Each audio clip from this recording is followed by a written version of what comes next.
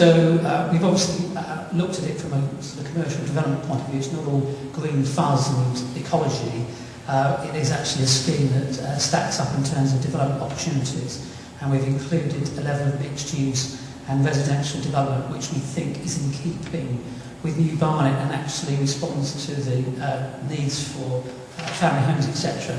Fiona's just going to mention briefly with regard to the houses. Yeah, it was one thing that came up very strongly in the responses that people gave us, that they thought we should have houses and not flats. And ASDA do seem to be proposing to put families in their presumably 3-bedroom flats on the top of their 7-storey block. And John's already talked about the ASDA housing being, the design is generated by the store, in fact, rather than thinking about what would make a really nice neighbourhood and what would make good houses to live in. And I'll give you another quote from the ASDA planning application. Given the position of the retail element of the scheme, the residential elements have been designed to wrap around the retail store to reduce the store's perceived bulk. Well, basically, they would have had 4 blank facades, and how wrapping around flats and then adding 2 stories on top of that reduces bulk, I don't know. But if you do go into the library and have a look at the elevations, their architects have done the trick of doing the top 2 stories so faint that you don't really know they're there. They are set back, but it doesn't really reduce their height in reality. So we stuck to 3 stories for both the houses and the flats, and for the flats that makes it a more sustainable development because you don't need lifts. We've thought about the way people get to their houses. You don't park in an underground car park and then make your way up lifts up 7 floors. Their design, I don't know, have you got the along a tree-lined avenue and with several cul-de-sacs, and each cul-de-sac has a pedestrian route onto the park, and this layout would allow all the houses to have views through and ways through to the park. I don't know, we've got 80, just how many actually, 84 houses on this scheme and 45 flats. The houses are 3 and 4 bedrooms, the flats are 1 and 2 bedrooms. Just a couple of more images as well to give you a flavour of what the spaces may look like between the streets. We're very much focusing on, there's a thing called the Manual for Streets that for some peculiar reason some boroughs don't seem to have adopted as a reference point for designing streets and public spaces, but it seems to be adopted by most forward-thinking planning authorities, and we've actually taken that on board with this scheme, and we've effectively provided pedestrian priority surfaces to all the what we call the residential streets. So basically cars have to give way to the motorist. Focusing on the bit of the scheme that interfaces with the more urban part of New Barnet, this little sketch shows where the railway bell is, which is just here. We're proposing revamping the bridge, and we're also proposing a modicum of retail. I would just like to add that in the pre-planning documents that ASDA submitted, they calculated that New Barnet could actually take between 800 metre squares and 1,000 metre square of extra retail, which is this actual very small Tesco Express size store that we've shown on this plan, not the superstore that this company proposed.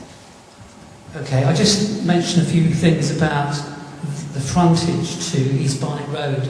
We've got a bit of a nightmare roundabout, as you know here. We're proposing to tighten up the junction and make it far more pedestrian friendly so people can get across the end of Victoria Road in safety. One of the other issues about townscape urban design in relation to, I wonder who owns this bit of land here, by the way, but this bit here is important, and my own views with the ASDA store, it will just become some massive highway roundabout, and we want to tighten up this frontage and focus mainly on Albert Road as the access inside. So we've actually just retained this access as a service access around into the retail and upgraded Albert Road as an access into the site. We've Okay. We've also proposed in response to the vision for Barnet various community facilities that include a swimming pool. You can obviously locate where that is in relation to the Gasworks side and Water Road. This is our road connecting up here. This is the connection over to Cromer Road. That interfaces with the park, so it basically puts the park on the map with regard to those community facilities.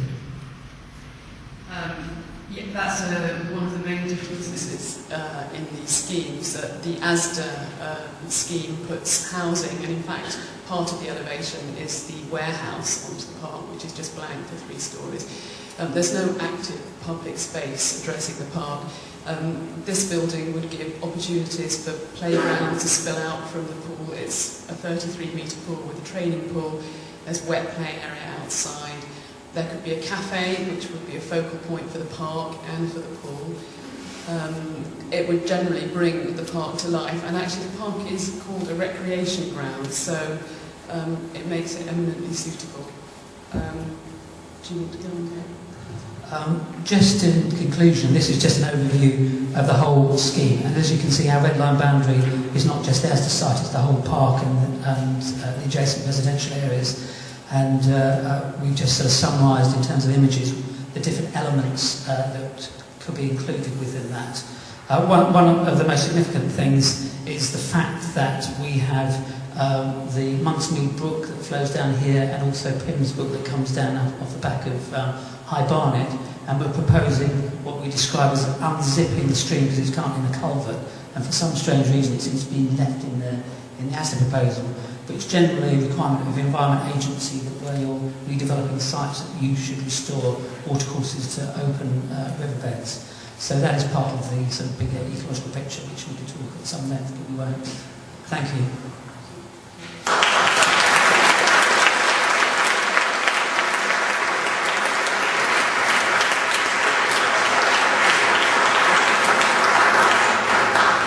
Before I hand back to David, we know we are preaching to the converted, although some people aren't, and also a lot of people have expressed the views that it's the lesser of 2 evils, and there's a lot of resignation around. But we would like to say that it's really rare to get a brownfield site like this, which has such great potential. There is a lorry park to the north, but there's no industrial areas surrounding it. It's got the fantastic possibilities presented by the park on the eastern side.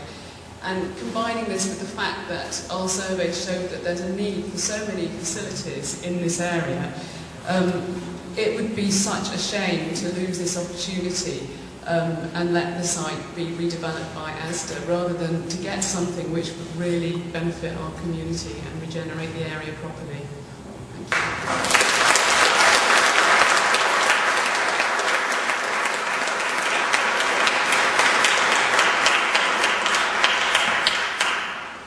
Thank you. David and Fiona, you can tell they're proper architects, can't you? And they've got a passion for what they're doing, and there's no fee account at the end of it, which is even better. We are very grateful that local people, many local people, have given of their talents to help contribute to what we're doing.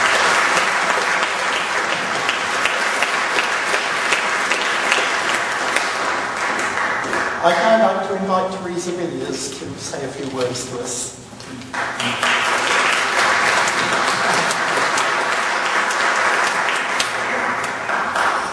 Many thanks for asking me to address the meeting, and I'll be brief because I know that the important part of this meeting is to hear from you and get your point of view and hear your questions.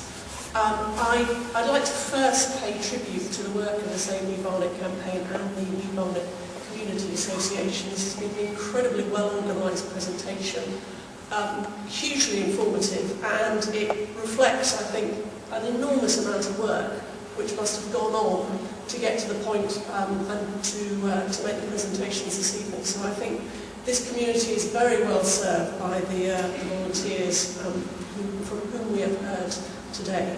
So I'm sure on your behalf I can convey your thanks to them. As I said last time we met in this church to discuss this plan, I'm opposed to the ASDA planning application. I'm not reassured by the contents of their planning application, so I remain opposed to it. My view hasn't changed since the last time we met. I have grave reservations